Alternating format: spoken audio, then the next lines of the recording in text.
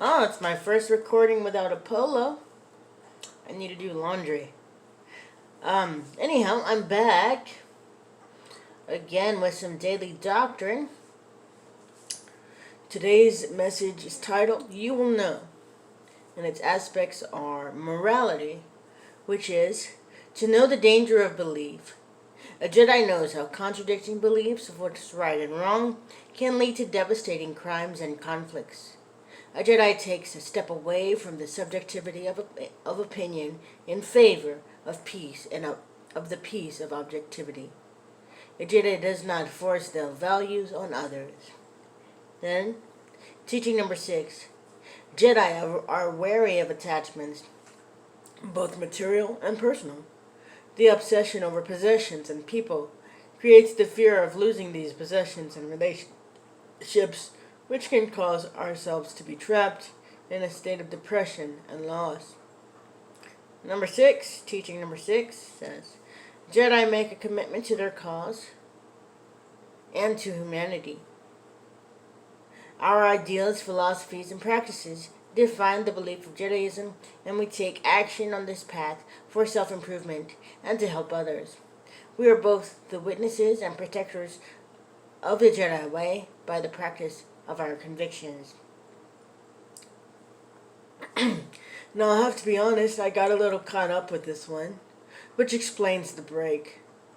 In this time of what seems to me to be moral upheaval, when we think we know what we ought to do, but we struggle to know for sure, how can we talk about morality?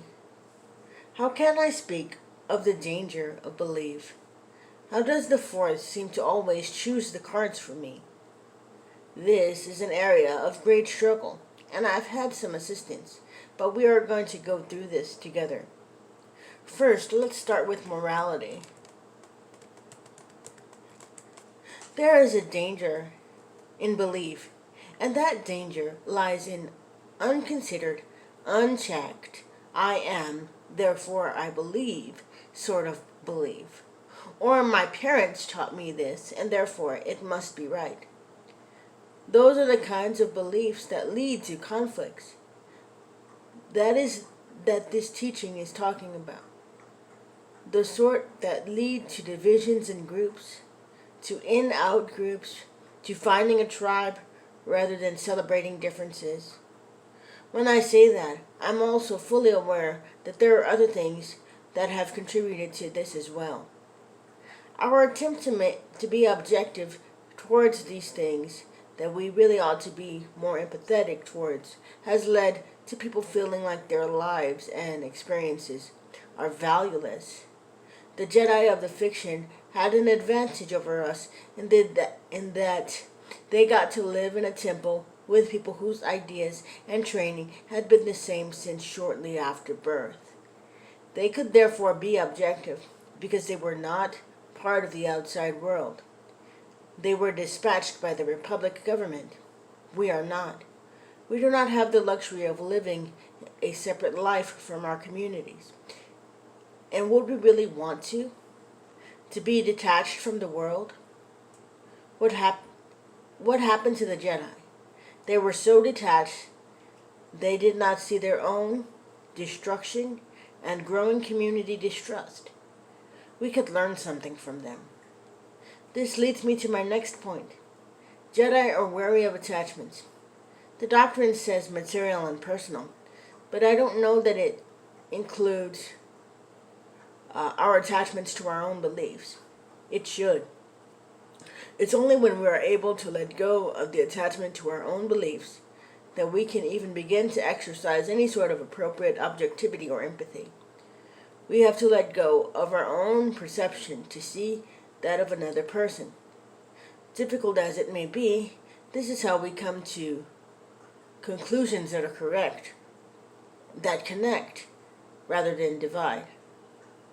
For the last bit, Maitre Alexander suggested this speech from A Christmas Carol.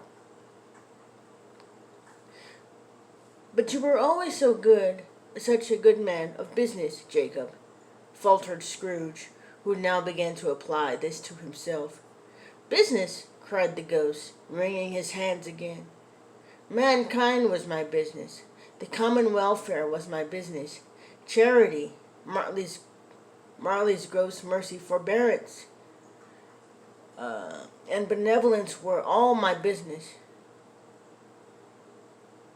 The dealings of my trade were but a drop of water in the comprehensive ocean of my business.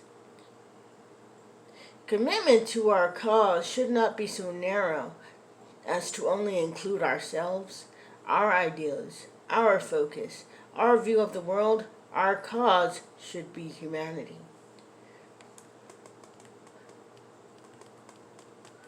What use are ideas if we cannot fit them to the universe as we find it? Qui-Gon Jinn had once asked Obi-Wan.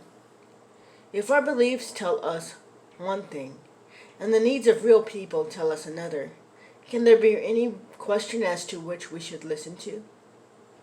Qui-Gon Jinn and Obi-Wan in Master and Apprentice, page 45. And our ideas should not be so limiting as to see the suffering of others and do nothing. This is something some of our fictional Jedi were guilty of, simply following the directive of the Republic. But there are a few Jedi who followed the living force, something I believe we ought to at least aspire to. Among them are Qui-Gon Jinn. There is a question Luke asks Yoda at some point during his training. But how am I to know the good side from the bad? And I think that in some way we all ask that question. How do I know what to do? How do you know what is right? And Yoda gives us the answer that we should weigh all our actions against. You will know when you are calm, at peace, passive.